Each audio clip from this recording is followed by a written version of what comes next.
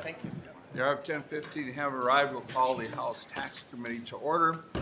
Representative Hanson moves the minutes from February 26th. Any additions or corrections? Hearing none, all in favor say aye. Aye. Aye. Opposed? Did that one myself.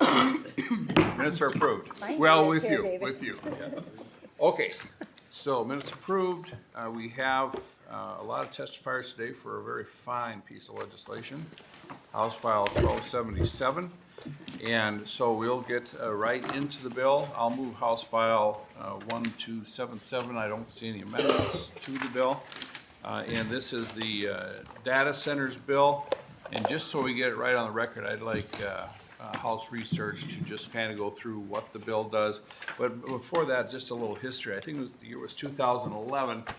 And I can't remember who came to me with this idea about these data centers. They say they're going to be the thing of the future, and Minnesota better get in it, or you're not going to be in it. So I thought it was a good idea to get Minnesota involved in this. We did, and it was it has been a tremendously successful program throughout the state. Many jobs, many construction jobs. And so what this, well, I'm gonna let someone from House Research describe exactly what I'm doing. Ms. Hagler? Mr. Chair and members, House File 1277 does a few things. It expands the current law sales and use tax exemption for certain equipment, software, and electricity used by data centers to include a new category of data centers termed large-scale data centers.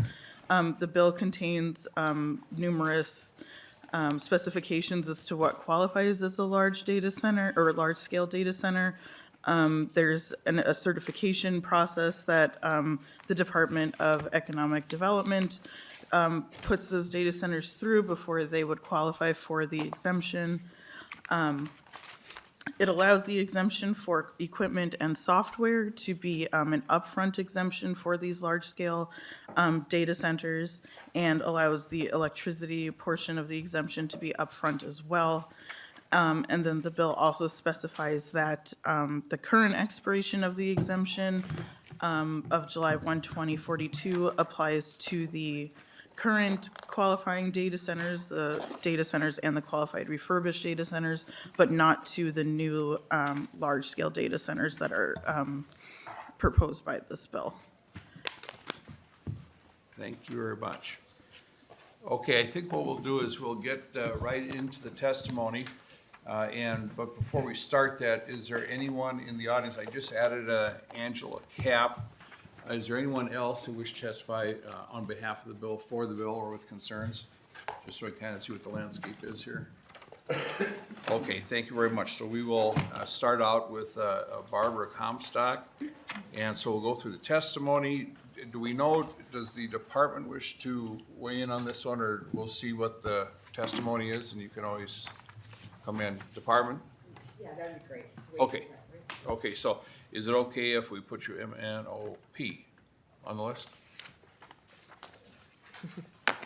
Well, you can testify, of course, anytime you want, if I say so. Okay, so we'll call Barbara Comstock.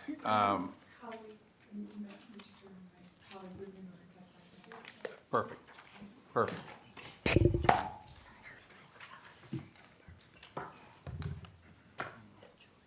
Okay. So if you could both please identify yourself for the record.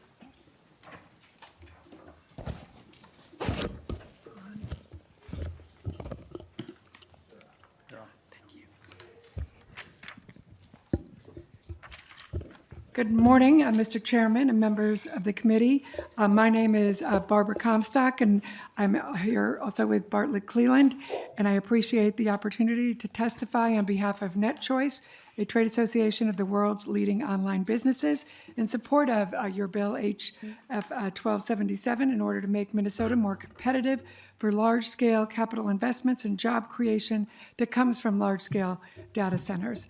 When I served in the Virginia General Assembly, I passed bipartisan data center legislation that opened the door to billions in investment in Virginia and led to Virginia being the #1 data center location in the world. You're ahead of Minnesota? And last Add year, something about that.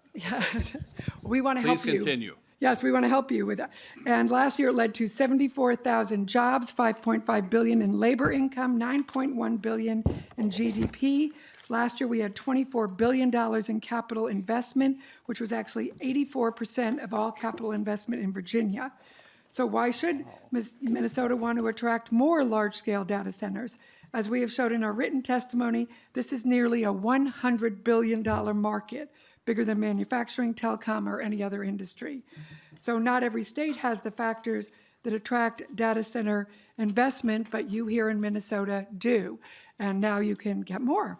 But what is missing is the same treatment and long-term certainty that Minnesota already offers for other capital-intensive industries like manufacturing, agriculture, and telecom that is currently offered in 30-plus other states for data centers, including permanent exemptions in Wisconsin, Iowa, and North Dakota.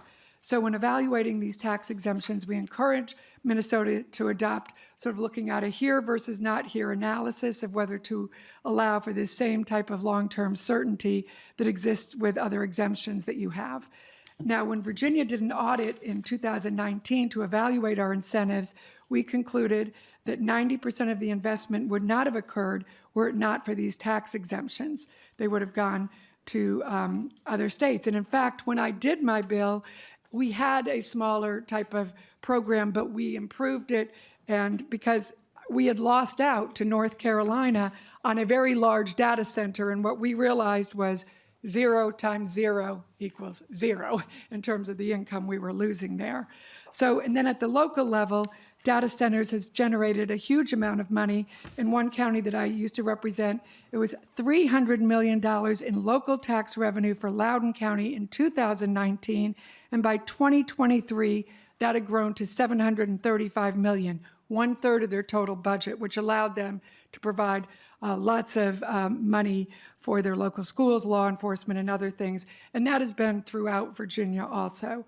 So it's really about competition and helping balance your budget. These incentives will raise money, not lose it, and it will make you more competitive and put you on that map as one of the most competitive states in the region. So thank you, and turn it over to my colleague. We'll go to Mr. Cleland, and then we'll have you stick around for member questions. I think we'll do that after each testifier. But before we even do that, the folders are getting kind of thick. If there's any papers that you could recycle, pull out of there, please do that. I mean, keep in there what you need to keep in there, but they're getting a little thick, so that'd be helpful.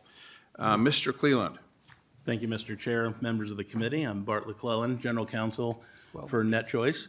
I'm going to do something a little different with this testimony. I'm going to refer to the written testimony, and a lot of good data, a lot of good points in there generally about data centers, and I urge everyone to take a look at it. I want to take a little time to address some of the, frankly, disturbing counter-arguments I've heard since I've been here, but as I travel around the country.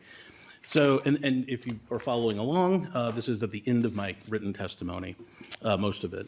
But critics and those with other agendas have often been presenting a lopsided view of the data center industry, often going so far as to not even provide a full statement of facts. Some have expressed concerns that tweaking the current program, as the chair is doing here in Minnesota, and making it an exemption instead of a refund is some kind of cause for concern. So I took a look at Minnesota tax statutes.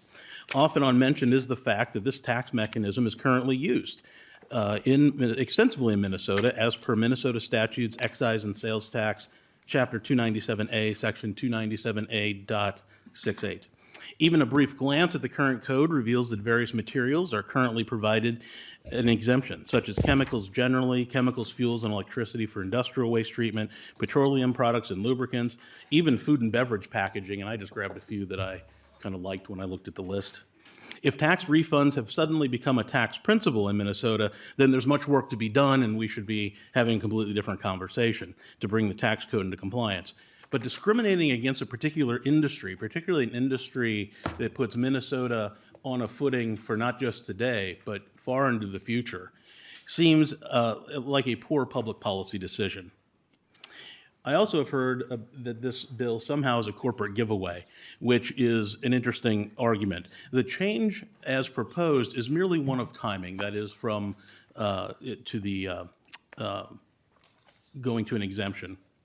Taxpayers are never paying or being denied something because of the minor changes that are being made.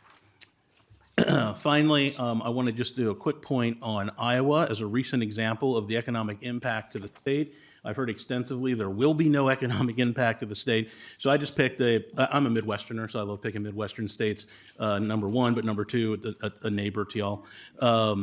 And from 2021, 2023, there was $629 million annually given to local GDP. Workers have gained directly, which excites me, with approximately 5,510 direct, indirect, and induced jobs.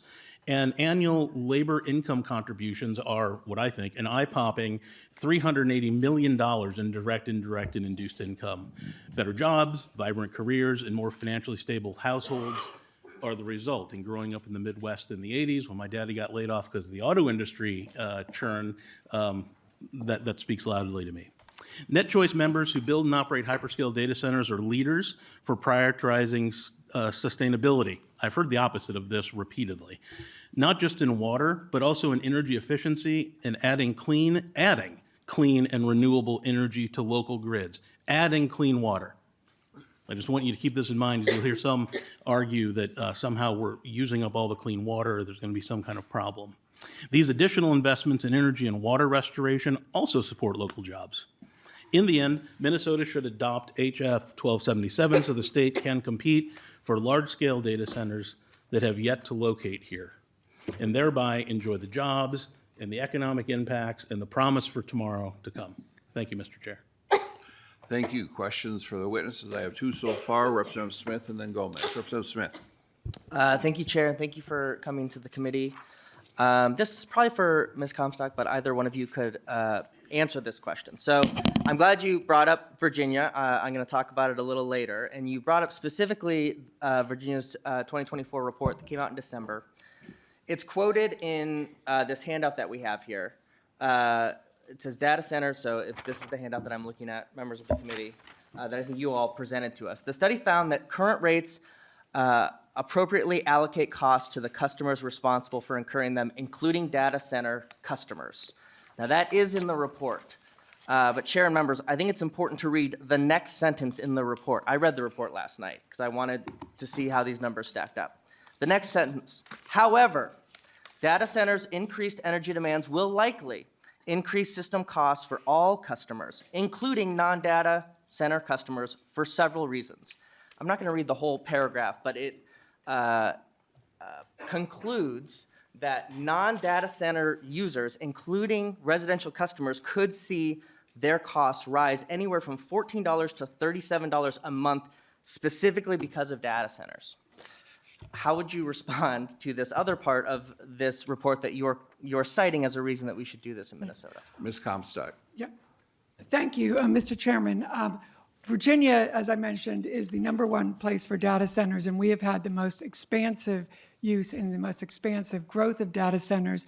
And as the report indicated, we have paid for our use. And before, when people go in and when they're cited and when the localities do this, they work with the local, governments and power companies, and they don't go in a place and do that without all of those accommodations. So this is the place with the most growth, with the most use of data centers, and they have not had that problem yet.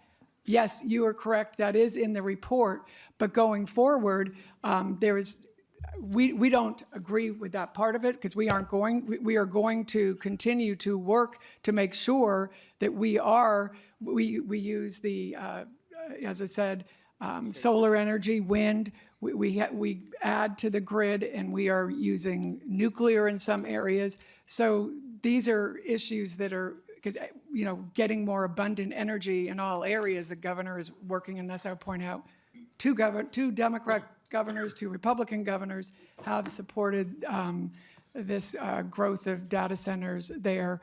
So this is the the energy issues are things that we have to deal with all of our industries, and we are dealing with that in Virginia, as are all of your surrounding areas in Iowa, elsewhere, like I would point out, in Oklahoma, for example, a lot of their use in data centers is with wind, right? I think a large part of it. So it's dependent on your region and on your area what type of energy you would be using.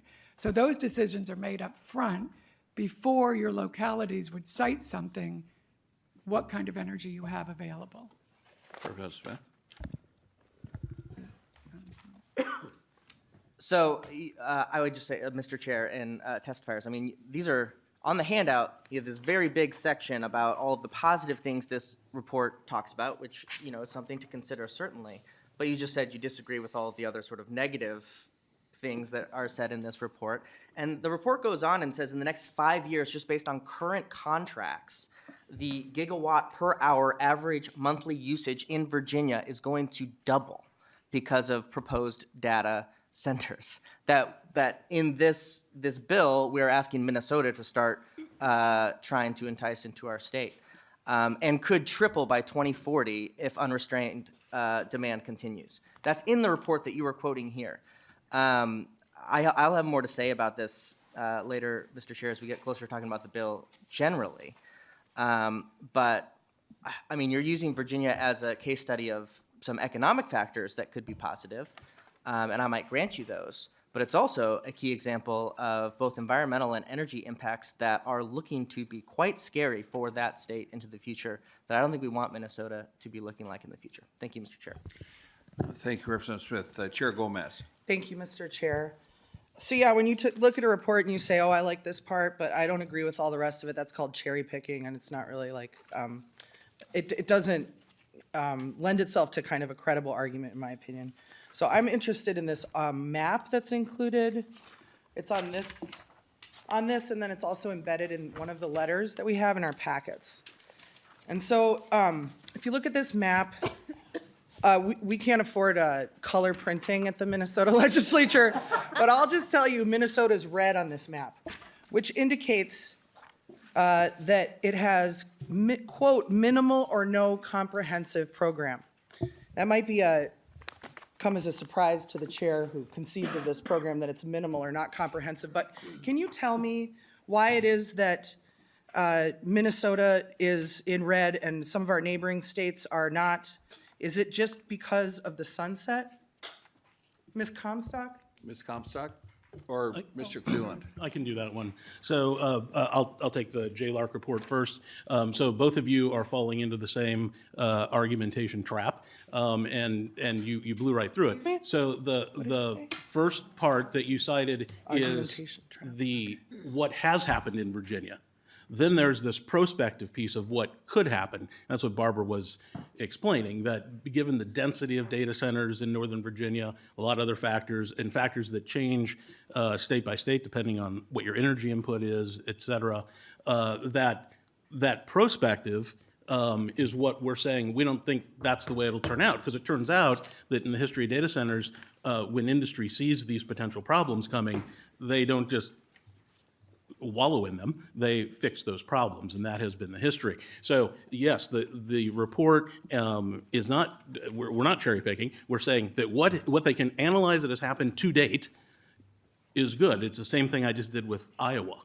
We could do the same thing with Minnesota. What is going to happen in the future is a question of, I know we don't like dynamic scoring here, but so dynamic thinking, I guess, that we will alter and change as things go forward. We won't just let all the bad happen. We will do what we can to moderate that, I would say, both from industry and I assume from government. I assume y'all aren't just going to stand by and watch things fall apart. On the map, sure, so the question of why Minnesota is red is, so if you look at the definitions here, and you did say it, what it is to say is it's not the 20-year exemption, right? So it's not blue, that's the other color. For, let's see, what's close by. So Nebraska's in blue. I don't know if there's any gradation on your maps at all. And then permanent is in green. So Minnesota is not a 20-year exemption any longer, and it's not permanent. And so it's that timing, Mr. Chair, that we are now at, whatever that is, 18 years. And if I were going to start thinking about putting a data center here, I would have to start doing site selection, right? You're looking at 4 or 5 years for site selection. That's before anything starts building. So there's no chance at any kind of exemption up until then. So however many years we're at that point, 12, 13, 14 years, you're at a very minimal amount of time. We refresh, give or take, about every 4 years. And so you're not going to get a whole life cycle of a data center. One other thing I'll say is we tend to, for megascale, we build first phase, and that's what I was just talking about, timing for first phase. And then about every 24, 36 months or so, we're building another phase. So we wouldn't even be done building the data center by the time the current exemption would run out, much less for refreshing the materials. So that's why Minnesota is colored the color that it is, and that's why we enjoyed your suggestion for tweaks to the legislation. Mr. Chair? Madam Chair. Thank you. So can you tell me, because first of all, our exemption goes until 1942. So that's 17 years. Yep. So if this was 2.5 years ago, then we would be blue, but instead we're bright blinking red. So if you could tell me, as Ms. Hagler went over, there are 3 components to the Minnesota sales tax exemption for data centers. Can you tell me about North Dakota, about what is actually exempted from sales tax in North Dakota? I don't know off the top of my head. Okay, well, I know what Representative Gomez? electricity is exempted and software is exempted. Building materials are not exempted. Can you tell me about the Iowa policy specifically? What's exempt and what's not? Not exactly, but I do know in Minnesota, you exempt all sorts of things for other industries, and we just want to be treated. I'm sorry, Mr. Chair, Okay, that wasn't my I'm losing question. control here. Okay. I'm kind of a control freak. I know. Chair Gomez, you have the Thank you. floor. Thank you. So in Iowa, building materials are not exempt from sales taxes, building materials for data centers. In Wisconsin, electricity is not exempt from tax exempt for data centers. So, this map really is sort of this like pictograph that's supposed to make us think that our subsidy is less generous, when we literally have the most generous subsidy when you talk about the actual materials that are sales tax exempt in our region. And so, it's fine if you're gonna come, I know some of these are just like communications materials, but it would be helpful if you had a little bit of nuance to bring to this conversation, because what you're telling us is that the $220 million that we currently give to big tech in sales tax exemptions is not enough, or that the timing of it is not enough, when actually it's really quite generous. Mr. Chair. Chairman? You still have the floor. Thank you. So the other thing that I just want to talk about is your statements about the structure of the sales tax exemption. And you had some pretty reactionary language to use about it and said that we were discriminating against data centers, which is an interesting supposition. And you said that the change that's being proposed to the sales tax exemption is merely one of timing. And it's absolutely true that a lot of sales tax exemptions are upfront exemptions, especially to consumers, right? We don't make people pay taxes on groceries, collect their receipts, and then submit a form to the Department of Revenue. In part, that's because we have very good modeling of what consumer behavior is with respect to clothing and food and other things that we exempt from sales taxes. Now, the proposal here, I just want to be really clear with people, because we're trying, you're sort of preemptively trying to minimize this argument, which I would do if I were you too, so I understand why. But what we're proposing to do here is so as Ms. Hagler said, there's 3 components to this exemption. There's electricity, building materials, and software. Now, the software and building materials exemptions are refund-based exemptions. That means, like I just said, the companies are expected to hold on to their receipts, and they submit a form, and then they get a check back. What that means is that we, as policymakers, are able to track every single dollar of this exemption, of the software and the building materials components of it. Now, if we do an upfront exemption, we will have to rely on modeling, as we do for a lot of other sales tax exemptions, for which we have much better data. And so what this proposal would do is it would take our ability as policymakers to track the scale of this tax exemption that's going to the largest tech companies in the world in a moment where this industry, as you say, is growing. And so I just really wanted, because it got brought up, I just wanted to make that point. Thank you, Mr. Chair. It's not a question, Well, just a comment. thank you, Madam Chair. You said something, I want to get this clear, I might have to go to House Research. What is a pictograph? Oh, man. I meant. I'm old. What was it? I meant infographic.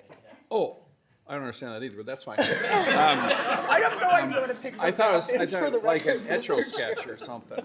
It sounds like that. Sounds like that. Okay, thank you. 1980s toy, I'm pretty sure. Actually, 60s, but, okay, where am I? Spirograph. Okay, let's go to Representative, okay, thank you. Okay, so any other questions for the two witnesses? One's from Virginia, and are you from, you said Midwest? Auto, I'm Michigan? from Illinois and Missouri. Okay. Well, welcome to the committee. Thank you for your testimony. We'll now move on to an Andrew Campo, Minnesota Pipe Trades Association. If you could please join us.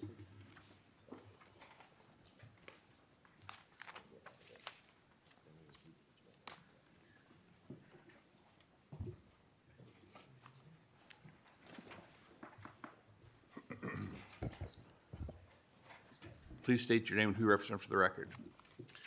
Chairman and members of the Taxes Committee, my name is Andy Campo. I'm the president of the Minnesota Pipe Trades Association, representing over 9,000 skilled trades professionals in the fields of plumbing, pipe fitting, gas fitting, sprinkler fitting, and HVACR service.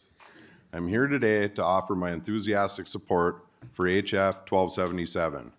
At the outset, I want to thank Chair Davids for authoring this bill. I also want to thank Representative Hewitt, Dodseth, Norris, and Whitty for their support. My union supports this bill for one simple but powerful reason: jobs for our members.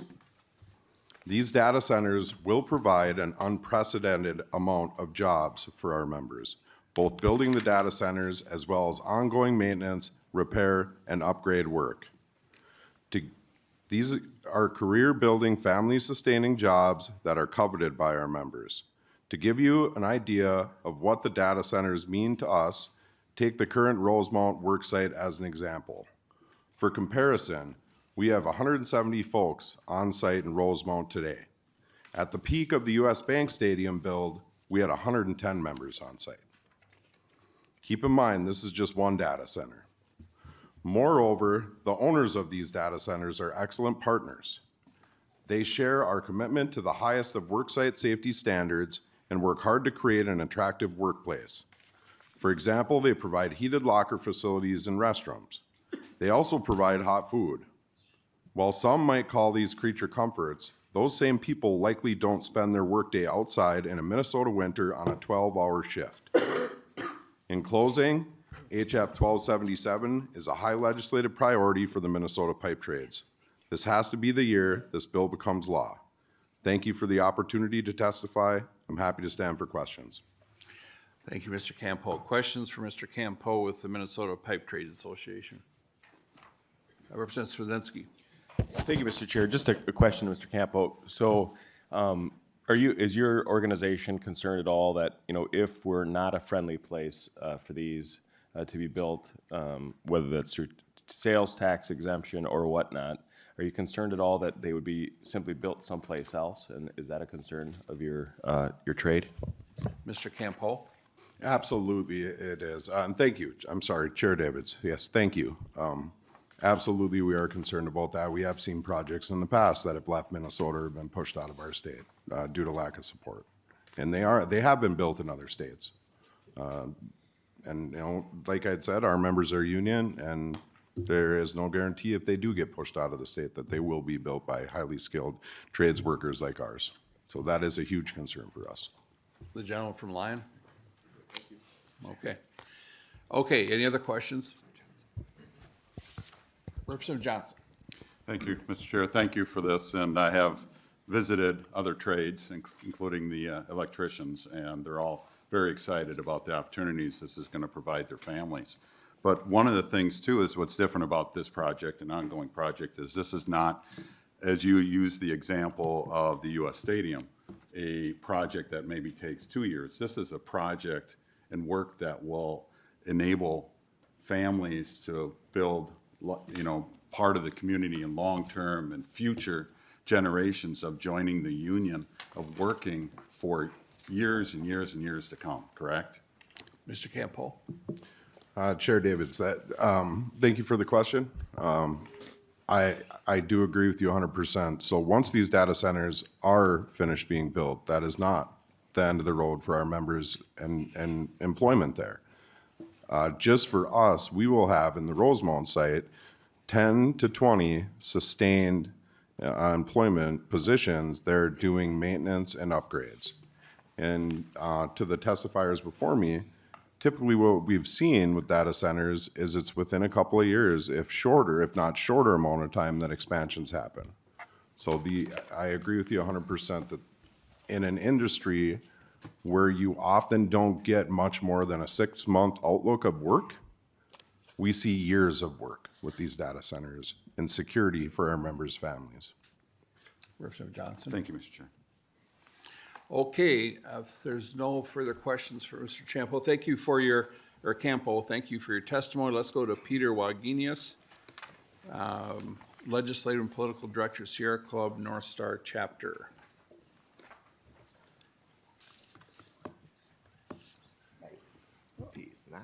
Mr. Wagenius? Okay. If somebody sees Mr. Wagenius come in, let the chair know and we'll get him on a little bit later. Tanner Fritzinger, Political Affairs Coordinator, Minnesota Association of Professional Employees. Please state your name and who you represent for the record, please, sir, and welcome to the Tax Committee. Yes, thank you, Mr. Chair and members of the committee. My name is Tanner Fritzinger, and I'm a Political Affairs Coordinator with the Minnesota Association of Professional Employees. We are a union representing over 18,500 state employees across all agencies, boards, and commissions. Thank you for the opportunity today to testify in opposition to House File 1277. House File 1277 raises concerns for us as it extends costly tax exemptions to corporations with little regard to the financial stability of the general fund. Beyond the implications on the state budget, we are concerned with the implicit cost that comes with the proliferation of large-scale data centers, including increased energy demand and environmental impacts from increased water consumption. Under current law, sales tax exemption for data center equipment, construction and maintenance will cost $230 million in 26 and 27. This is more than 23 times larger than its estimated cost of less than $10 million in the 18 and 19 biennium. As large-scale projects of this growing industry enter the state, this program could easily grow well beyond its current size and depriving our state general fund the stability that it desperately needs in the face of large-scale federal funding cuts and a projected budget deficit in the next biennium. It is short-sighted to provide such an enormous tax break for major corporations in this economic climate.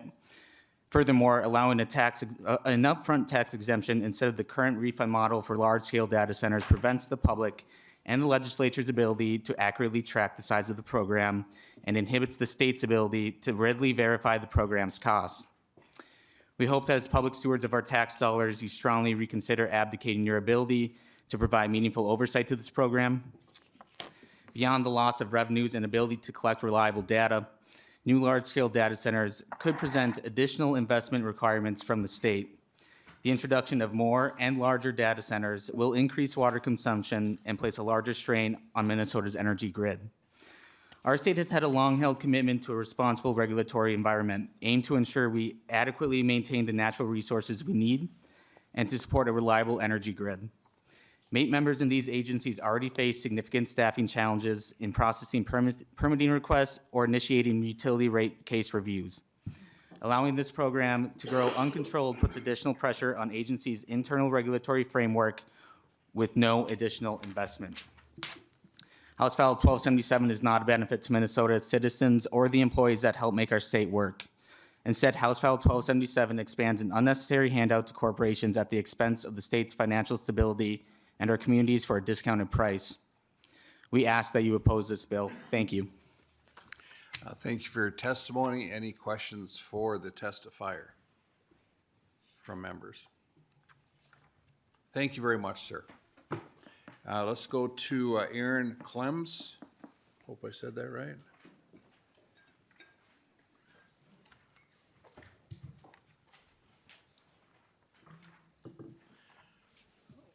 Please identify yourself for the record and who you represent.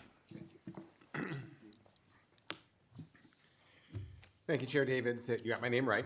Members of the committee, my name is Aaron Clems. I am the Chief Strategy Officer at the Minnesota Center for Environmental Advocacy, or MCEA, and I want to thank you for the opportunity to testify on HF 1277.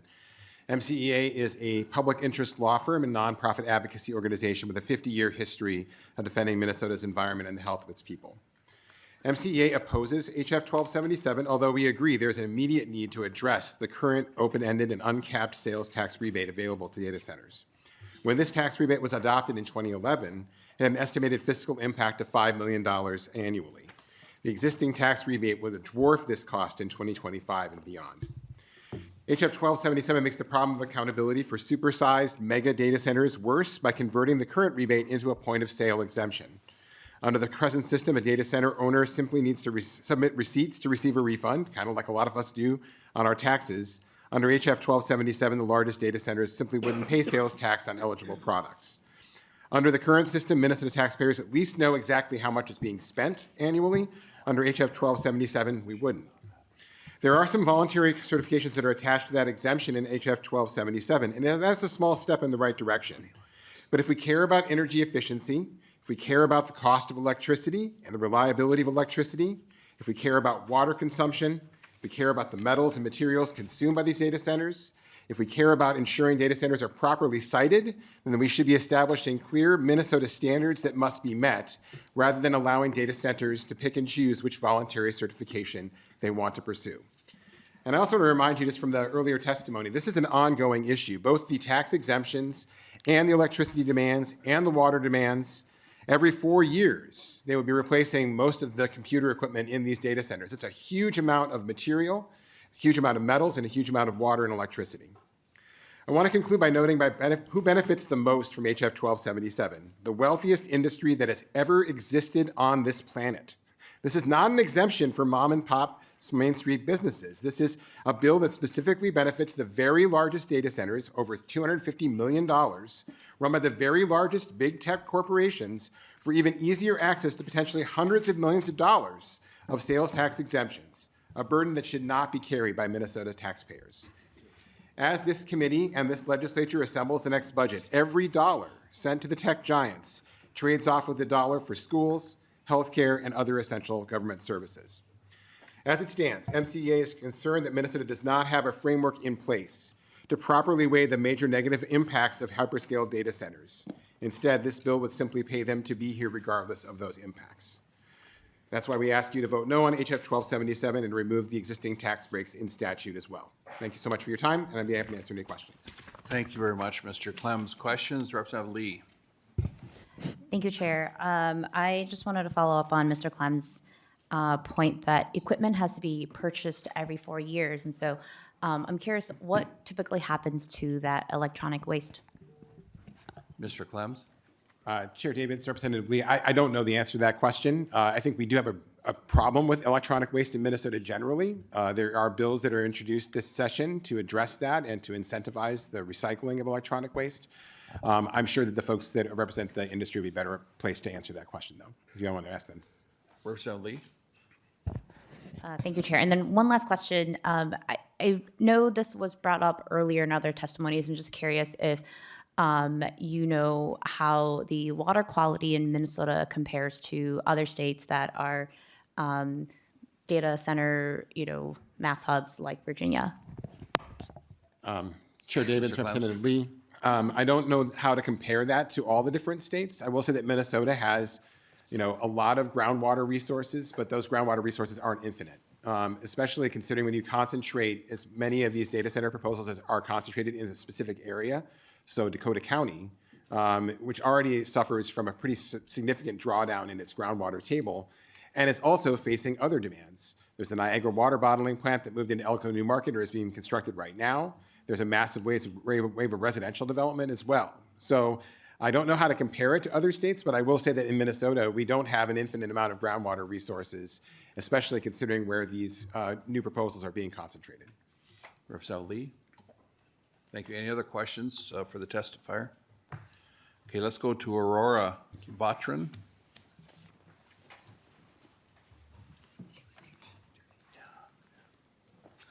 Please state your name and who you represent for the record, please. And then you have somebody else there with you. Who's that?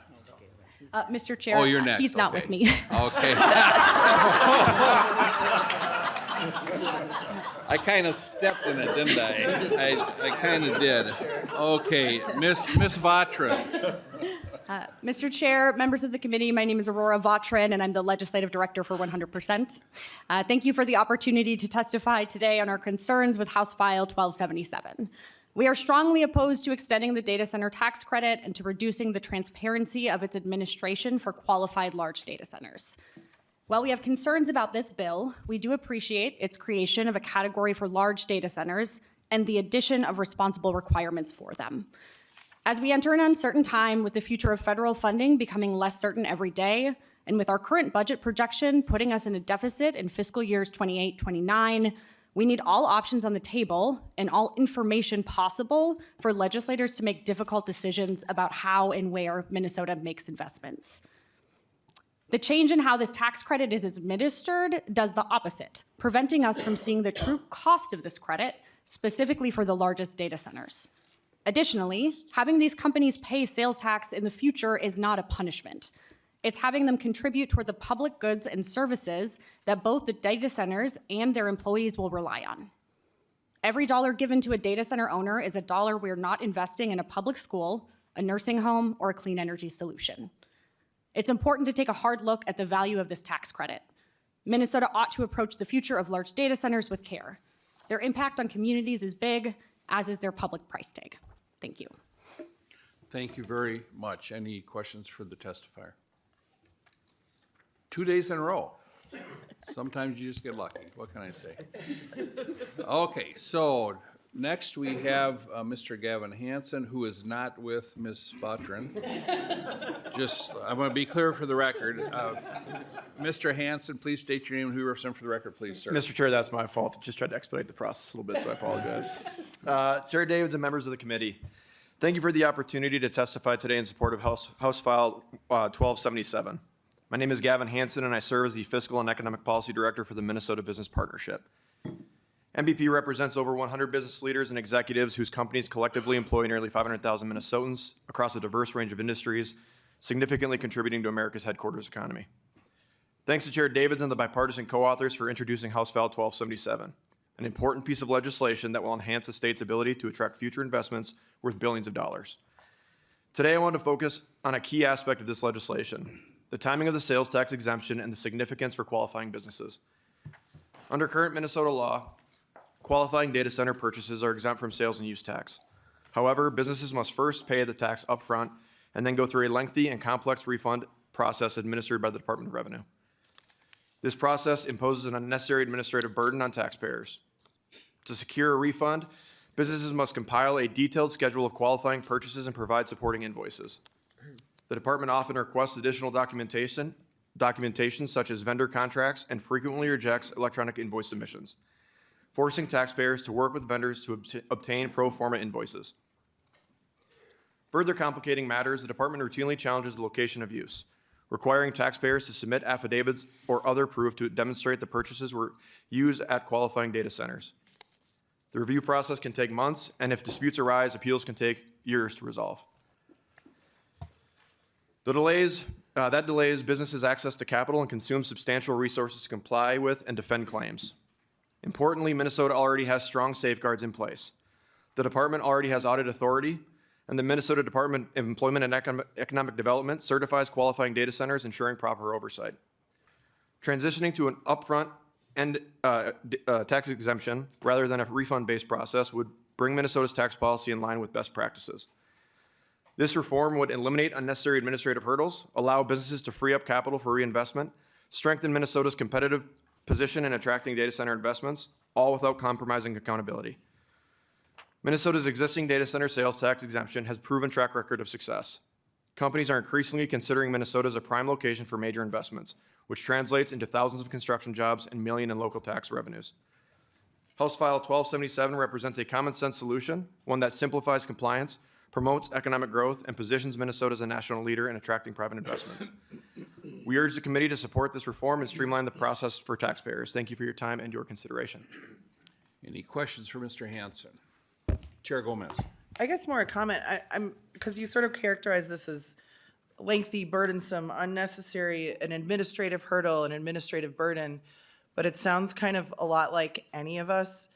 When we pay our taxes, we have to keep the receipts, like if we expect a deduction for it. So, and I don't have an accountant, but I think that Google and Amazon and Meta probably do have accountants. And so I just think it's an interesting characterization of like literally the process that anybody who has any, like, if you have 1099 income, you got to keep your receipts. If you're an Uber driver, you keep your gas receipts. It's like, it's part of the process. So I guess I just wanted to say that about the characterization of this process and that it's kind of like how you pay your taxes. Thank you, Mr. Chair. Thank you, Chair Gomez. Any other questions for Mr. Hanson? Thank you, sir. The next testifier is Sarah Muradian. Help me out here. I'm drowning. I think you got it the second time, Chair. Thank you, Chair Davids, committee members. My name is Sarah Muradian, and I'm the Government Relations and Policy Director for CURE, a rurally based nonprofit organization dedicated to protecting and restoring resilient towns and landscapes by harnessing the power of the people who care about them. I appreciate the opportunity to testify today in opposition to HF 1277. And welcome to the committee. Thank you. As has already been said, under existing law, qualifying data centers can claim a sales tax exemption for their purchase of certain equipment, software, and electricity. The usual sales tax applies at the time of purchase, but qualifying data centers can then be refunded for those purchases by the Department of Revenue if the data center shows their work and DEED certifies that the data center meets the requirements under the law. Under House File 1277, the largest data centers, hyperscalers, would no longer be required to show their work because the sales tax exemption would apply up front at the time of purchase. Instead, the data centers themselves would certify that they will meet the requirements of the exemption, and any certification by DEED or the Department of Revenue about compliance would occur before any purchase is made. This is not about timing. This is about transparency. This kind of system eliminates transparency about the total cost to Minnesota taxpayers and runs counter to efforts being made by this legislature and administration to combat waste, fraud, and abuse. Again, it's important to remember that this sales tax exemption already exists. Without this bill, data centers will still be able to receive the benefits of a generous sales tax exemption, will still be able to do business in Minnesota, and will still be able to deliver on their promises of good-paying jobs and economic benefits to our state. They'll just need to continue showing their work. This is not an unreasonable expectation, nor is it discrimination of an industry that stands to make some of the wealthiest companies on the planet even wealthier, while asking Minnesota to provide ongoing access to significant amounts of land, electricity, and water. Thank you. No, thank you. Any questions for the testifier? Thank you very much. Let's go to Ivana Stark, State Director of Clean Water Action. Please state your name and who you represent for the record, please. Mr. Chair and members of the committee, I'm Ivana Stark, State Director of Clean Water Action Minnesota. Our mission is to protect the land we live on, the air we breathe, and the water that we drink. I'm here representing tens of thousands of our Minnesota members, and we urge you to reject House File 1277. Our interest in data centers stems from their consumption of huge quantities of water. Ma'am, could you please bring the microphone a little closer? We want to hear what you have to say. Is that better? Yeah, thank you. Our interest in data centers stems from their consumption of huge quantities of water and their use of an array of chemicals to aid in refrigeration and building maintenance. Across Minnesota, thousands of residents are exposed to toxic chemicals and unclean water through no fault of their own. By appropriately taxing billionaires, we can invest in meaningful cleanup and the protection of our natural resources and water. I keep noticing the trend of lobbyists flying into Minnesota to tell us what to do, but they get to go home and they don't have to live with or pay for the consequences. I think I heard an earlier implication that the interest in Minnesota is because we lack firm regulations, and that's quite concerning. Data centers cost Minnesotans money. As our water resources are depleted and cleanup costs are applied, giving billionaires more tax breaks when average Americans are struggling to buy basic necessities isn't the answer. These companies can afford to pay their fair share. Google has $30 billion in profits, Meta has $62 billion in profits, Microsoft has $80 billion in profits. We can have facilities that offer jobs and pay their fair share in taxes. On August 4th, 2024, ProPublica published an article called How Washington Tax Breaks for Data Centers Snowballed into One of the State's Biggest Corporate Giveaways. This article explains that once tax breaks were given in Washington state, the goalposts kept moving. It's an important warning for us. First, job promises were made, but they can't actually say how many jobs the state got. Second, repeated expansions turned the tax breaks into one of the biggest corporate giveaways in the state. Third, unintended consequences occurred. The tax break rewarded growth of an industry whose massive demand for electricity could threaten the clean energy efforts in Washington. We have seen this play out in the state after state across the country, and we know how this story ends. We have an opportunity to do better. Our natural resources can't afford the strain of billions of gallons of water to keep data centers running, and our neighbors can't afford to write the check. Per the earlier comments about the tax exemptions, there are pieces of legislation in the works in the other body to assess current tax exemptions in other areas and whether or not those are appropriate. So we are aware of this, and it's being worked on. This isn't a discriminatory attack on data centers. We aren't advocating to tax success, we are advocating to tax greed. The argument that data centers are popping up everywhere, so we have to give them whatever they want, was made in a House committee last week, but this falls short with us. We are not unreasonable enough to say that data centers can be stopped, but we do think that they should pay their fair share in taxes and follow appropriate permits to protect our water. We shouldn't be asking how we can sacrifice enough to entice them, but rather pose the question, how will these businesses be good neighbors and honor our environment and residents? Why are we bearing the burden of courting those who have everything at the expense of those who have very little in comparison? Creating regulatory and fiscal loopholes for data centers in Minnesota harms our residents and our natural resources. So we're here and we are open to future conversations about how to operate data centers without free giveaways, and we urge a no vote. Thank you, and I stand for questions. Thank you. A couple questions. You mentioned this was heard in a House committee last week. There was a hearing last week in the Energy Committee where a statement was made that these centers are coming, they're popping up, so we should just do whatever. And so that was my response to that statement that was made. Well, I agree with that, but, yeah, okay. Yes. So a couple things here. I think you said 5 times fair share. Could you please define that? Well, what does that mean? Yeah, I mean, I think that when you are making $80 billion in profits, having to pay no taxes is not fair. Okay. How much would be fair? I think that is, I'm not a tax attorney, so I would have to look at what businesses are typically taxed. So I think we have to look at a typical business, what they're paid. I'll tell you that I work for a nonprofit. My husband is a small business owner. He's an appliance repair tech, and we had to pay $18,000 last year. We have 2 kids. We have a modest little home in Fridley, cute little family, and it really is difficult that we have to spend all year planning for $18,000 when 80, 60, even a $5 billion company doesn't have to pay any. That's why, Chair Gomez, you hire an accountant. So I've heard. Yeah. It I works think what great. she meant to say was fair share is more than 0 if you make 80 billion. There you go. There you go. That's fair enough. Exactly that. I do, that was good. That was good. I do have to back up just a little bit because a little trivia here. We gotta, have a little trivia here. Clean Water Action, when I ran in 1991, endorsed me. Wonderful. They sent a worker down to help me. Do you know who that was? Ooh, 1991, might it have been? No, 91. I'm not that old. 91. 91. 91. Might it have been Come Frank on. Hornstein? Yeah. Hornsey went door to door for me. I can say that now because he's not serving anymore, but Grief about it for the next 35 years. I sure have. I sure have. That's my job. Mr. Chair, we also have the Frank Hornstein Lifetime Achievement Award that everyone can aspire to receive at Brunch for Better every year. Do I have to vote no on my bill?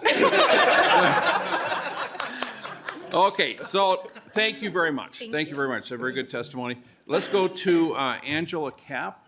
Is Angela here? Yep. If you would please state your name and who you represent for the record, please. And welcome to the Tax Committee. Thank you. Hello, Chair and members of the committee. My name is Angela Cap. Thank you for allowing me to speak in opposition to this bill. I have worked in early childhood education for over 30 years. And up until last year, I owned and operated my own childhood program for over 12 years. I have served as a teacher, a director, a coach for early childhood providers, and an advocate for early childhood learning. I have seen this field from every angle, working directly with children, as I did this morning, and training new teachers, supporting programs that are struggling to stay open. I know firsthand the immense responsibility that comes for caring for young children. So why am I here at the Tax Committee meeting? I am speaking to a bill that it would extend tax breaks to data centers because I need to tell you about the opportunity costs of such a break. This tax break was originally expected to cost just $5 million a year, but it has grown to over $110 million this year and is set to explode way beyond that. Let me paint a picture of what's at stake from my perspective. 80% of a child's brain develops by age 3, meaning experiences they have in these early years shape the future. Despite the critical role that early childhood education plays, we continue to operate on razor-thin margins, with providers underpaid, families struggling to afford care, and programs facing constant uncertainty. Childcare needs big investments, not just short-term fixes, but sustainable funding that ensures families can access quality care and providers can stay in business. We can't have that when corporations receive millions in tax breaks while early childhood programs struggle to keep their doors open. Currently, this tax break for the largest and richest corporations on the planet costs us $110 million a year, the same amount that child care programs are fighting for this year just to prevent scholarship cuts. That is money that could be helping real children, real families, real providers who are already stretched to their limits. If tax policies are being considered to support businesses, we urge the committee to prioritize funding solutions that directly impact children, families, and the workforce who depend on these essential services. Let me tell you what that means on the ground. I have seen families forced to make impossible choices, leaving jobs, piecing together inconsistent care, or going without childcare altogether, because scholarships or affordable options simply weren't available. And I have lived these struggles myself. I have had to close my childcare programs due to the inability to find qualified teachers and the financial impossibilities of keeping classrooms open without proper funding. It is heartbreaking to tell families that we no longer have a place for their child, to see teachers leave the field in droves because they cannot survive on the wages, and to know we are losing good programs every single day because we are not making childcare a funding priority. I understand that those who support this bill are saying we will bring jobs to Minnesota, but who will care for those people's children? Who will provide that care if our programs are closing at an alarming rate? Minnesota has a choice. We can continue giving handouts to corporations, or we can invest in our future, our families, our children, and our workforce. The child care system needs real funding, and scholarships are a critical part of making sure families can afford the care they need. We can build a state where families and the child care programs have what they need to succeed, but only if we invest in us instead of corporations. I urge you to make the right choice. Thank you. Thank you so much, Ms. Cap. Any questions for Ms. Cap? Thank you very much. Thank you. For coming in today. Okay, Zach Martin, Government Affairs. Now, just a little lay of the land here. We've got this room for tonight, but I think we're making pretty good progress here. I'd kind of like to get through all the testimony at least, and I'd like to get over to Rep. Norris's bill, so we take care of that one. And then what we would do is if we get done with my bill too, great. If not, we'll, rather than coming in tonight, we would just put it on Tuesday's agenda, so. Okay. Okay, let's go to Mr. Martin. Good morning. Thank you, Chair Davids and members of the committee. My name is Zach Martin, and I'm the Manager of Government Affairs for Elite Minnesota Power. I'm here on behalf of Minnesota Power, an investor-owned utility with more than 150,000 customers in Duluth and Northeast Minnesota. Today, I speak in support of HF 1277. I want to thank Chair Davids and the other authors on this committee for your leadership on this important economic development issue. But I'd like to approach today's topic from a slightly different angle. If your district lies outside the 7-county metro, you know that attracting economic development and sourcing an adequate workforce can be very challenging. Most industries that are investing hundreds of millions of dollars are in manufacturing and require a substantial workforce, often working 3 shifts. This tends to place greater Minnesota at a competitive disadvantage to higher population regions when seeking these high-end investments. Large-scale data centers, on the other hand, provide the same hundreds of millions of dollars worth of investment, but require a slightly more modest workforce for ongoing operations in a single facility. This fact improves Greater Minnesota's opportunity to attract major investment. The bill requires facilities to invest at least $250 million to access this proposed state tax incentive. As you heard from some of the other testifiers, the investment is often well above that mark. Those dollars have very real and significant impacts for people and communities in Greater Minnesota. And Minnesota Power serves some of the largest industries in the nation and lowest income areas in the state, so affordability is top of mind. We're also committed to reaching the 100% carbon-free energy by 2040 goal. And we believe our area is uniquely appealing to large-scale data center placement, diversifying our economy and employing thousands of Minnesotans.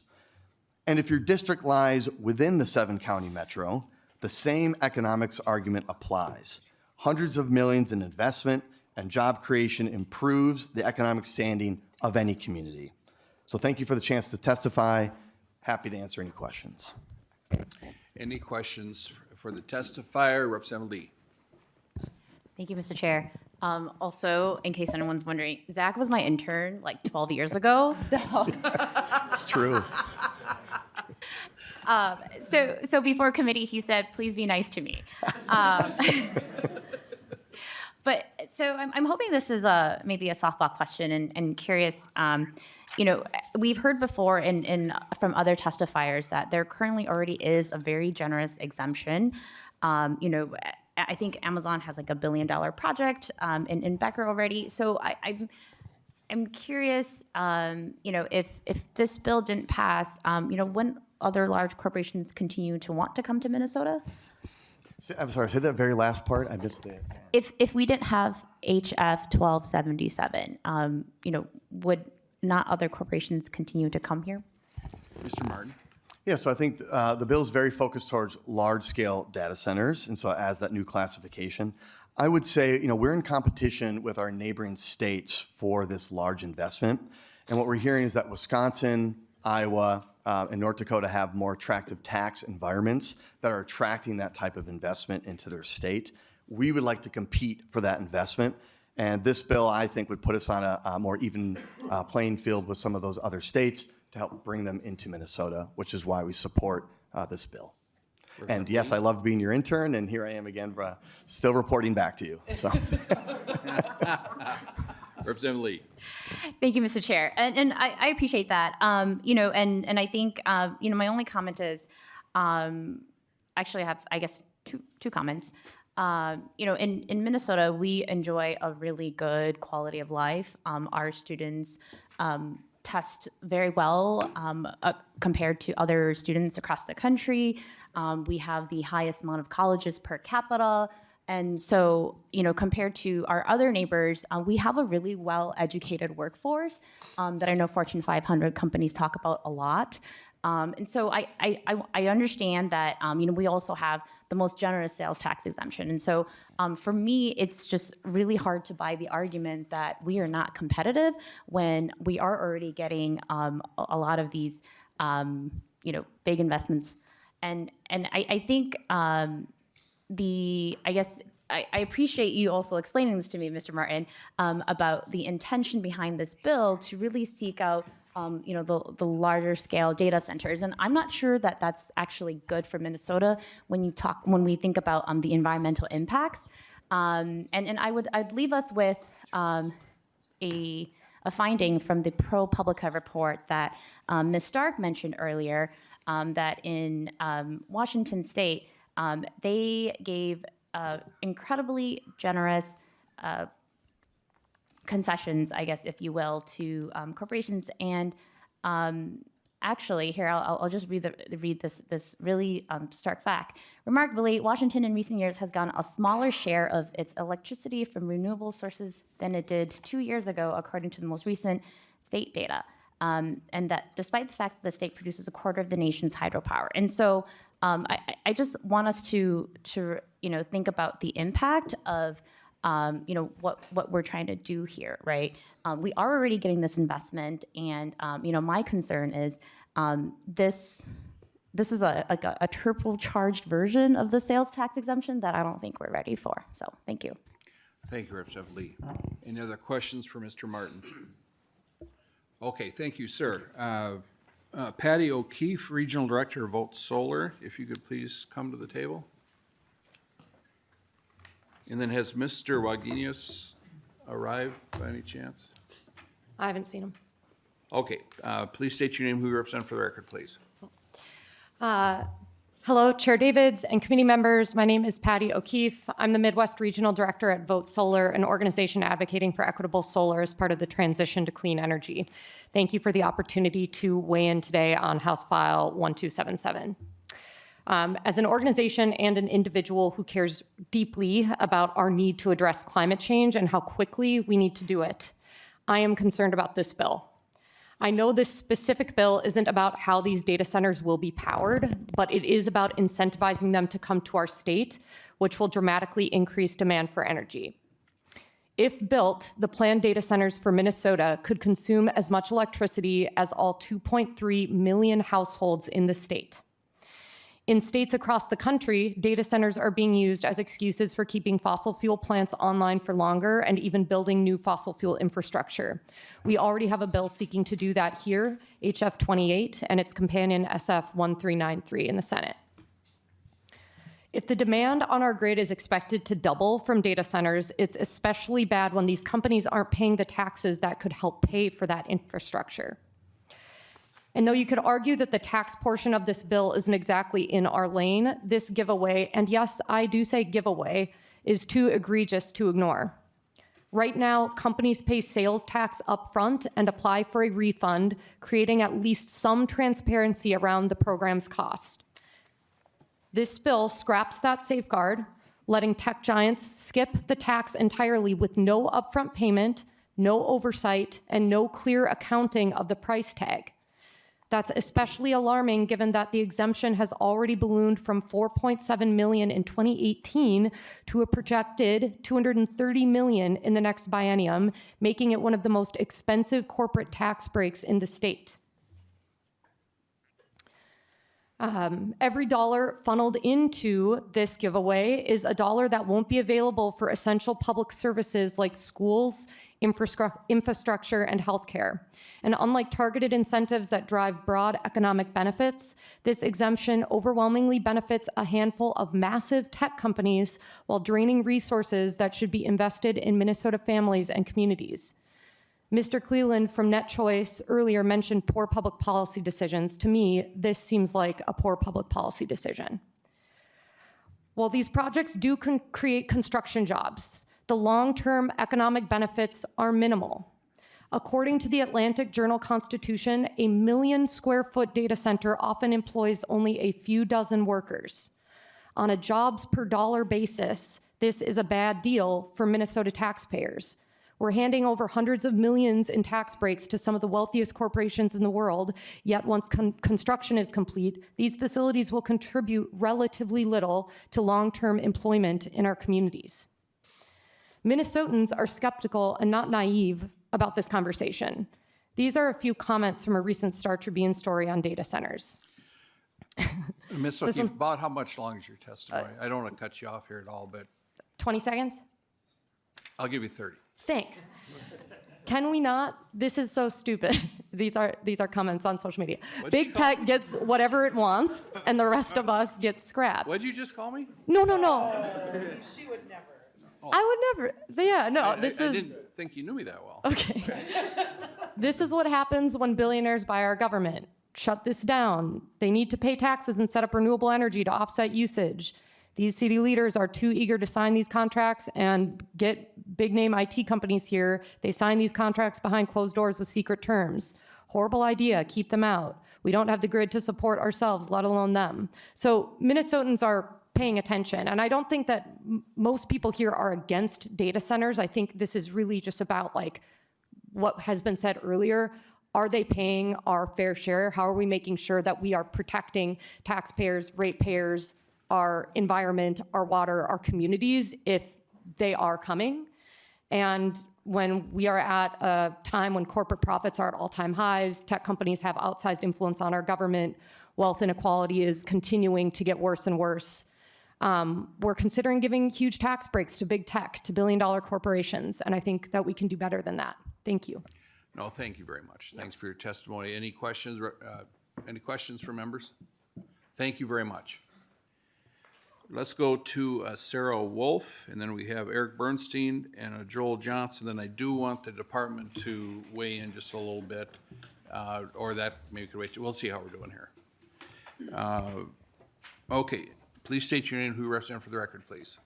Chair Davids and members of the committee. My name is Sarah Wolf, and I'm the Strategic Policy Director for Minnesota Interfaith Power and Light. Am I too close? Too close, okay. MNIPL is an organization made up of 400 faith communities across the state, and we're committed to achieving a just and equitable energy future. I'd like to thank this committee for taking up HF 1227. It is a chance to revisit the tax exemptions we have put in place as a state and to perhaps reevaluate them. Much has changed since 2011. We understand more about the need for our electricity to be carbon-free.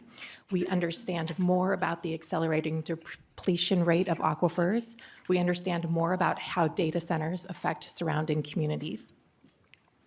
As Chair Davids and Gomez noted, and as this committee understands, under current law, data centers are not only exempt from the sales tax they might pay on the equipment and software they purchase, but they are also exempt from paying state sales tax for the electricity they use.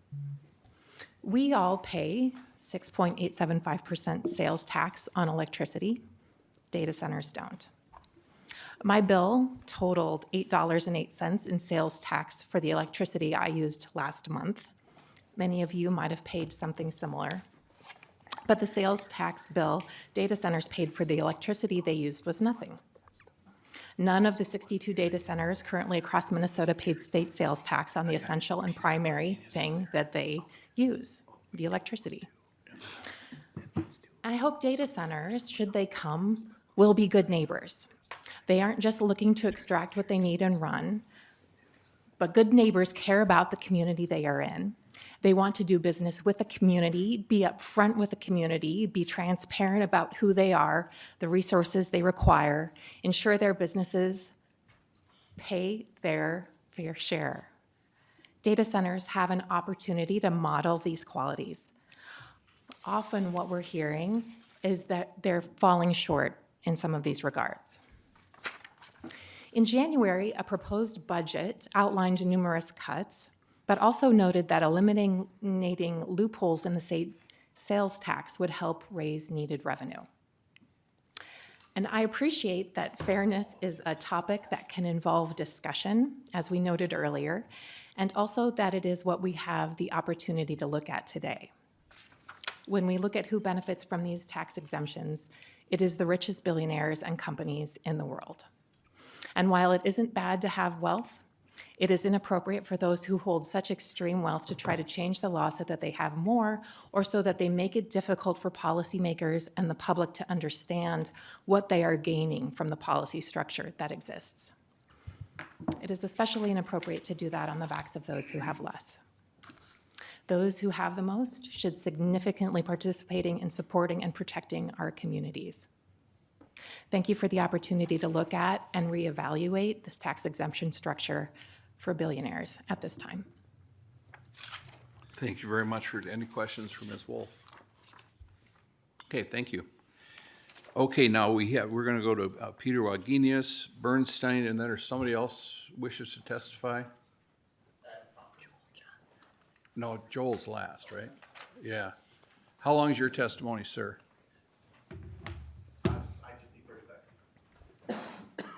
Let's give him 45. What do you say? Okay, please state your name and who you represent for the record, please. Thank you, Mr. Chair. I'm Peter Wagenius, Legislative Director for Sierra Club North Star Chapter. Budgets are statements of our values, and that includes tax expenditures. The data center tax credit is an automatic, uncapped corporate giveaway that has already cost Minnesotans over $350 million. Originally estimated less than $5 million, the program has ballooned to over $110 million a year, and as the data centers proliferate, this will inevitably skyrocket further unless the legislature takes action. And who are we subsidizing? Not Minnesotans struggling to afford their lives, but the wealthiest corporations in the world, Amazon, Google, Microsoft. They don't need our tax dollars to make their profits even higher. These tax credits, notably, are not available to local Minnesota businesses. As our state faces a structural budget deficit, these handouts are fiscally reckless. What funding to services people rely on will be scaled back to perpetuate handing out more blank checks to corporations. The public will compare funding cuts in this year's budget to this tax credit, and they should. We were just talking about this at the church across the street. Worse is the conversion of this rebate to an upfront exemption. If this bill passes, we as citizens will no longer know how much corporate welfare we're shoveling out to big tech billionaires. As described in our letter, these centers are not just subsidy hogs hurting our budget and energy hogs hurting our grid, they're also water hogs, causing both water depletion and water pollution. Proponents argue that these facilities are going to go somewhere, so we should bring them into Minnesota because we're so good at environmental protections. Nonsense. Please visit peoplenotpolluters.com before assuming anyone can rely on the Walz administration to protect us from corporate polluters. peoplenotpolluters.com, a project of 19 environmental organizations, documents 12 examples of polluter capture of state agencies. It includes examples where the courts and federal agencies had to step in when the Walz administration failed to protect Minnesotans and our environment. But we don't have a federal backstop anymore. Minnesotans are now on our own. If the legislature doesn't step up and insist Minnesotans are protected, then Minnesotans won't be protected. The path to Minnesota exceptionalism is not to assume it and brag about it like inherited wealth, but rather to do the work to earn it. The legislature needs to develop comprehensive legislation to protect Minnesotans from multiple risks of data centers, and the bills so far go in the opposite direction. The theme of these bills is clear. Whatever big corporations want, big corporations get. Ask them no questions, just open the checkbook. Thank you, Mr. Chair. Thank you. Any questions for Mr. Wagenius? And I served with your mother for many, many years. Probably before Yes, you did. Probably before you were born, maybe. I'm that old. Thank you for I'm your older than I testimony. look. She was 15 when I was elected. Okay. Happy to serve with you. Thank you, Mr. Wagenius. Eric Bernstein, and then Mr. Johnson. Then I'm not sure if we'll quite make it to the department. I got some questions real quick there. Yeah, let's go to Mr. Bernstein. Welcome to committee, sir. Chair Davids, members of the committee, for the record, my name is Eric Bernstein, and I'm the director of We Make Minnesota. We're a coalition of labor and grassroots organizations dedicated to a fair tax code and a state budget sufficient to meet Minnesota's public investment needs. Thanks for the opportunity to share our perspective on HF 1277, which would extend the sales tax exemption for qualified data centers and convert the program from a rebate to an upfront exemption. We're concerned about the prospect of extending this costly program, as well as the loss of transparency that will occur when taxpayers are no longer required to submit expenses for reimbursement. It's been a pretty robust conversation today, and I think a lot of important points have been made. The current program costs $230 million in 26-27. That's as it currently is, and that makes it one of Minnesota's largest corporate tax expenditures, and we do expect a lot of future growth. In our letter, we outline that industry research that suggests this could be $750 million easily by 2030-31. And we've heard a lot about Virginia. In Virginia, their program ballooned from $136 million in 2022 to $750 million in 2023. So we are concerned about that growth, and in particular with this proposal, we're very concerned that we lose track of it completely. So I just kind of want to note that again, because this program is already in the books, and it's not going to be cut off or shrunk by this proposal. We're just going to lose track of it. Mr. Hansen sort of talked about the process of applying for this rebate as a taxpayer, and I think it was meant in the sense of this is onerous, but to me, as a Minnesota taxpayer, it sounded quite reassuring that corporations were having to file their due diligence and make sure that they're claiming this rebate legitimately.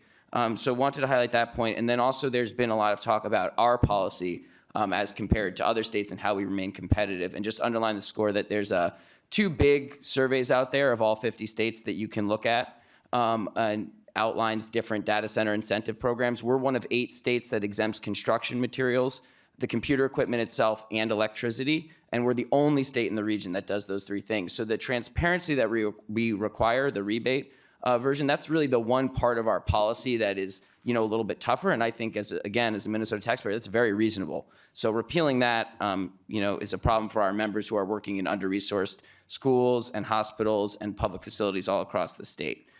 And then the last point I just want to make, because in this committee, particular, you wrestle with how to fund a very big, complex system of state and local governments and how to make our investment needs work while not leveraging onerous burdens on the taxpayer.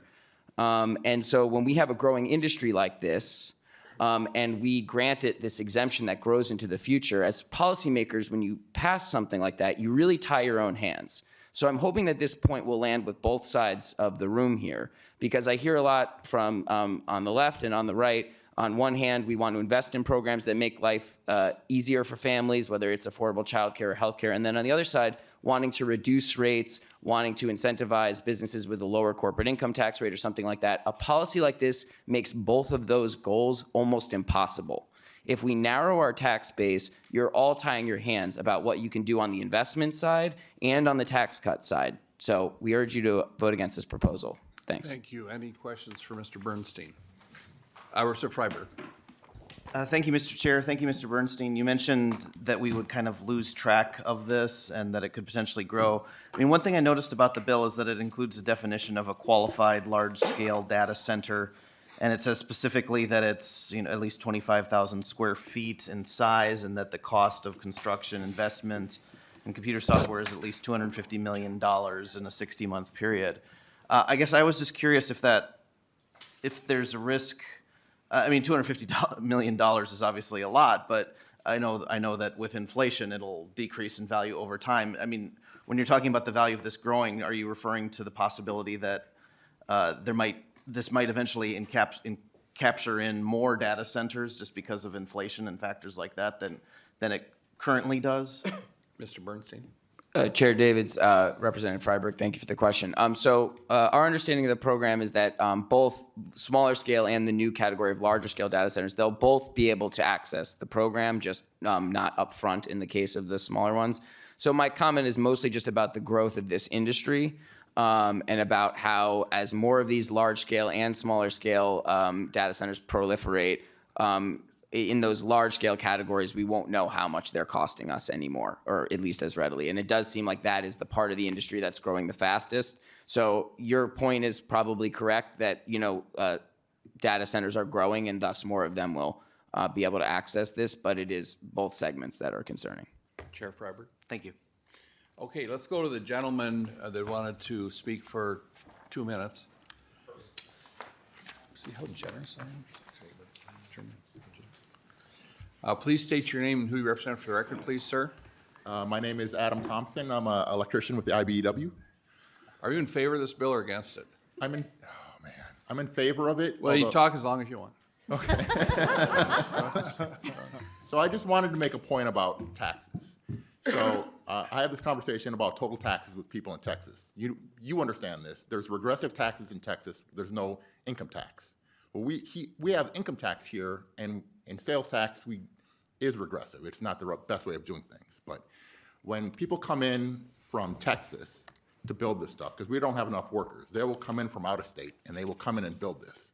And they will be paid $63.83 an hour. They will work 6/12s and they will make over $200,000 a year. And then they will go home after a year and take 3 months off, right? So the income taxes that we get out of that is something like $15,000 for the state. And that has to count too. It's the total taxes, not just the sales tax that matter. So this does actually increase taxes for the state of Minnesota. It is not just sales tax that count. Those income taxes from people in Texas count. And when we get a hold of them, we say, this is how you could have it in Texas. Let us teach you how to organize. And what do you guys need help with? And, you know, we door knock on every union member's door in the state every election to try and get these things done.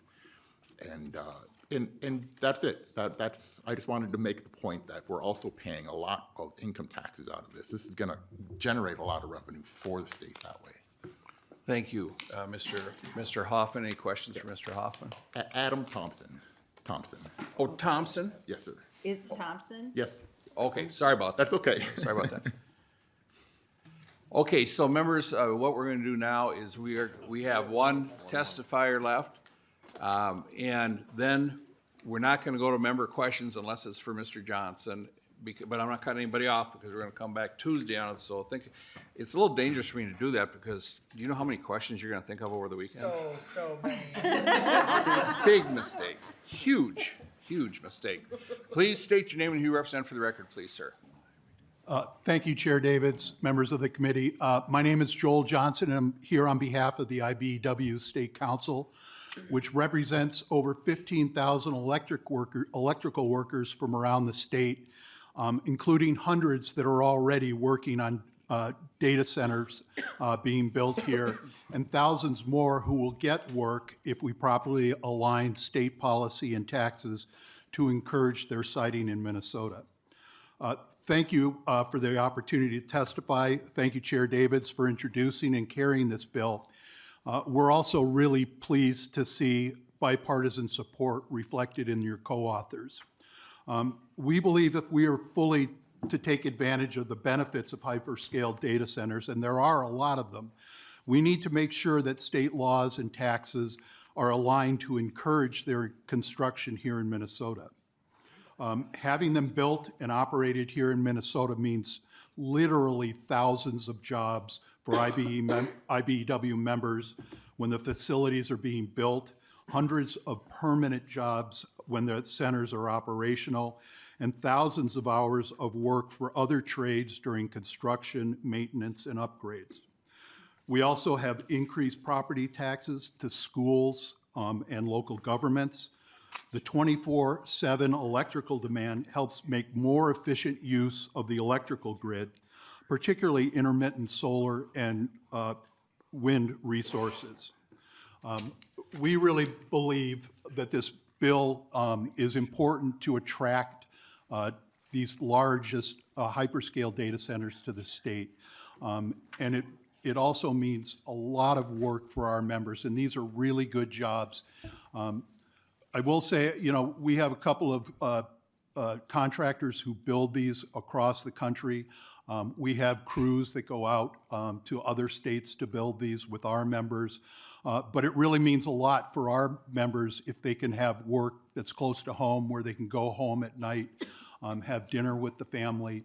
And there, as was mentioned just previously, their taxes go to pay for schools and the community and everything that supports our good work here in the state. So I'm available to answer any questions, and I urge your support. Thank you very much. Representative Swinzinski, to the testifier. Thank you, Mr. Chair. Just real quick, and I've heard this from workers that I've visited with that are commuting from the metro area here to a data center job that's by Milwaukee. So it's not just it's workers here that go there. It's a kind of just as the energy goes, the people flow. So. Any other questions for Mr. Johnson? Representative Herr, and then Smith. Thank you, Mr. Chair. And not maybe as much of a question, but maybe a comment on this, the data, the statistics that the last two testifiers have presented about And they're absolutely right that there will be income taxes that are paid, but I just want us to put us in perspective that based on all the data and the reports, it says that these types of data center would create like 1,000 jobs. And if you think about just based on the numbers that the previous testifier provided, and I know you didn't provide specific dollar amount, but 15,000, if you take that, multiply that by 1,000, that's $15 million. $15 million we're getting in versus the billions of dollars that we're giving in tax breaks. I just don't think that that is actually a fair comparison or a compelling one. Thank you, Representative Smith, keep it short here, Yep. because I want to get to the Norris bill. Thank you, Mr. Chair. That was it's just a clarifying question. So you just, one of the major arguments for this bill is it's bringing jobs, and you just said something that made it sound like these jobs we're creating, it's very likely that many of those will be out-of-state workers coming in to take those jobs and then leaving after the project is done. Did I understand you correctly? Mr. Johnson? Chair Davids, Representative, depending on how many centers are being built at the same time in the state, there is a good likelihood that we will need to attract other IBEW members from nearby states, and again, there are some contractors that just, their focus of their work are data centers, and they generally will travel around the country in building these. And we do have, as I mentioned before, we do have Minnesota contractors who do this work and who do travel around the country. Representative Smith? I just think that's notable. And members, I'm not cutting off member discussion because we're going to pick it up again on Tuesday, but I would like to get to the Norris bill. So what I'm going to do is lay it over for possible inclusion. That way on Tuesday I can just bring it back up. So that's what we'll do here. And now let's go, Representative Norris, if you could go with it. Thank you, Mr. Johnson. Thank you. And thanks to everybody that testified for the bill or with concerns. So we appreciate that. Okay, so Representative Norris moves. And to the department, we'll just pick on this issue, we'll pick you up on Tuesday. And while we have people going around, could I get that back and I'll give it back to you? Okay, so for next week, just so we kind of know where we're headed, we don't have anything scheduled for Thursday. On March 4th, Tuesday, we'll pick up this bill. Then we have House File 812, the Wiener bill. Then we have House File 457, Harder, House File 633, Nadeau, and we had House File 805, Joachim, but apparently, Professor Joachim, you want to go into the next week?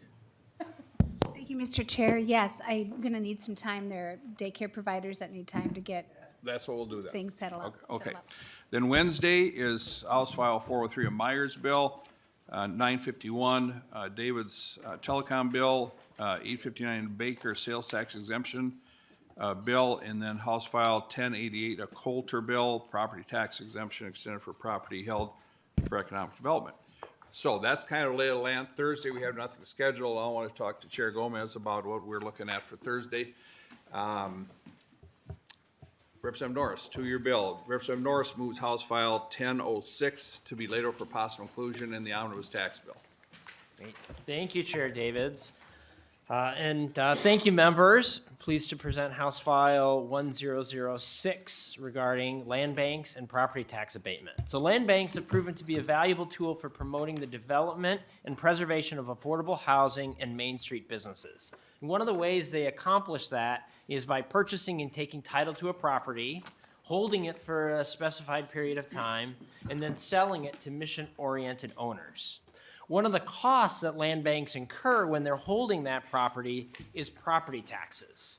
By reducing that property tax bill during the holding period, it allows the land bank to sell the property to the ultimate mission-oriented owner for a lower cost, which then allows that ultimate owner to utilize the property at a lower cost as well, whether that's affordably housing people, providing space for small businesses and entrepreneurs.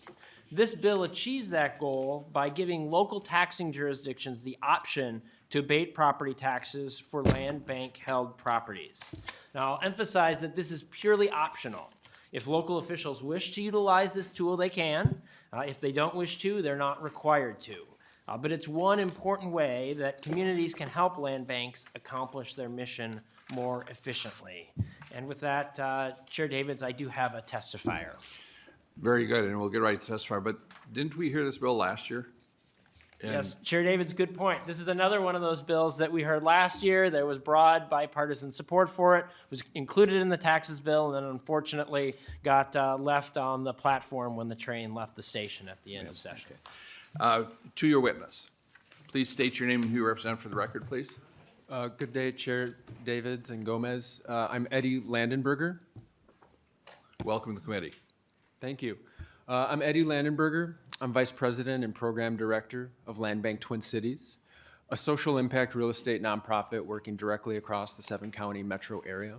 We also invest in and support a lot of the developers that build and manage affordable housing throughout Minnesota.